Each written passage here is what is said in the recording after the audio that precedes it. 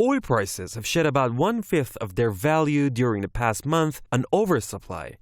The turbulent market conditions prompted a group of OPEC and non-OPEC oil producers to hold an emergency summit in the United Arab Emirates. The committee reviewed current oil supply and demand fundamentals and noted that 2019 prospects point to higher supply growth than global requirements, taking into account current uncertainties.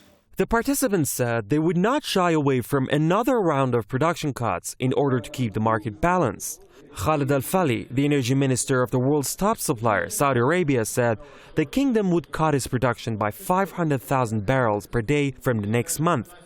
Russia, the world's second biggest producer, said it would commit to any new agreement among producers to cut output.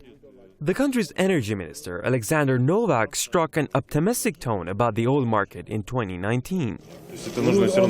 As of next year, I think that the market balance will be reached in accordance with the growing demand. Even the excess of demand over the supply is possible.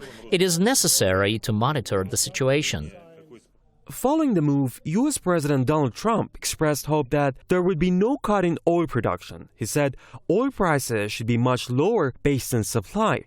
Producers implemented large cuts starting at the beginning of last year and managed to push up oil prices from below $30 a barrel to over $85 in October, strongly improving their revenues. But producers eased output cuts in June after signs of a tighter market and higher prices, selling hundreds of thousands of extra barrels.